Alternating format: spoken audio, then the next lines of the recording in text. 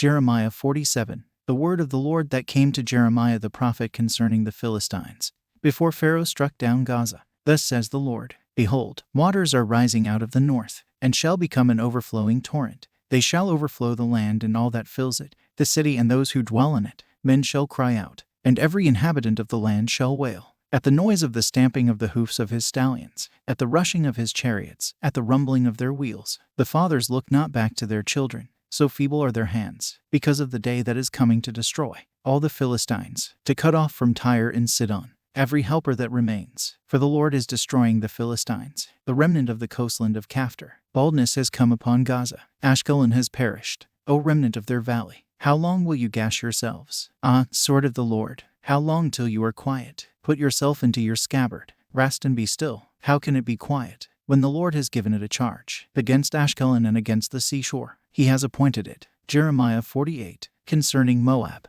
Thus says the Lord of hosts, the God of Israel, Nebo, for it is laid waste. Kiriathaim is put to shame, it is taken. The fortress is put to shame and broken down. The renown of Moab is no more. In Heshbon they planned disaster against her. Come, let us cut her off from being a nation. You also, O madmen, shall be brought to silence. The sword shall pursue you. A voice, a cry from Horonaim, desolation and great destruction. Moab is destroyed. Her little ones have made a cry, for at the ascent of Luith they go up weeping, for at the descent of Horonaim they have heard the distressed cry of destruction. Flee, save yourselves. You will be like a juniper in the desert. For, because you trusted in your works and your treasures, you also shall be taken. And Chemosh shall go into exile, with his priests and his officials. The destroyer shall come upon every city, and no city shall escape. The valley shall perish, and the plain shall be destroyed. As the Lord has spoken, give wings to Moab, for she would fly away. Her cities shall become a desolation, with no inhabitant in them. Cursed is he who does the work of the Lord with slackness, and cursed is he who keeps back his sword from blood.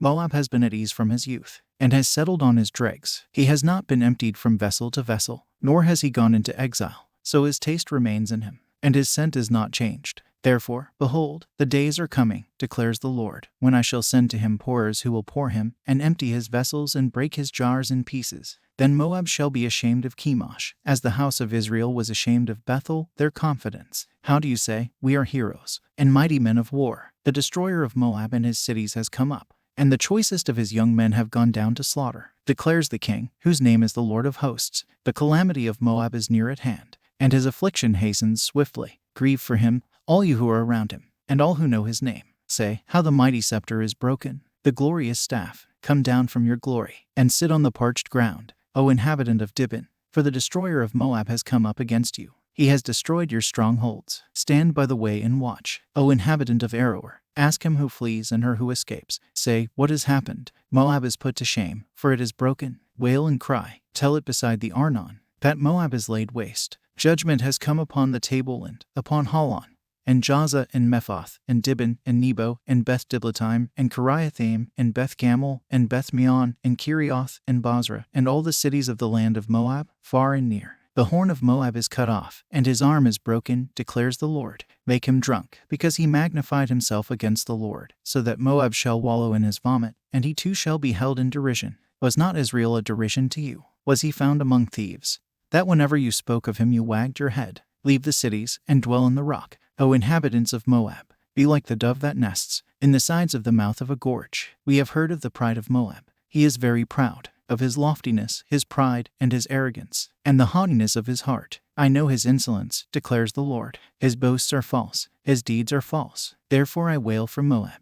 I cry out for all Moab. For the men of Kir-Hareseth I mourn. More than for Jazer I weep for you. O vine of Sibmah, your branches passed over the sea, reached to the sea of Jazer. On your summer fruits and your grapes, the destroyer has fallen. Gladness and joy have been taken away from the fruitful land of Moab. I have made the wine cease from the winepresses. No one treads them with shouts of joy. The shouting is not the shout of joy. From the outcry at Heshbon even to Elileh, as far as Jahaz they utter their voice, from Zor to Horonaim and Eglath-Shelishiah. For the waters of Nimrim also have become desolate, and I will bring to an end in Moab, declares the Lord, him who offers sacrifice in the high place and makes offerings to his God. Therefore my heart moans for Moab like a flute, and my heart moans like a flute for the men of Kir-Hareseth. Therefore the riches they gained have perished. For every head is shaved and every beard cut off. On all the hands are gashes, and around the waist is sackcloth. On all the housetops of Moab and in the squares there is nothing but lamentation. For I have broken Moab like a vessel for which no one cares, declares the Lord. How it is broken, how they wail, how Moab has turned his back in shame. So Moab has become a derision and a horror to all that are around him.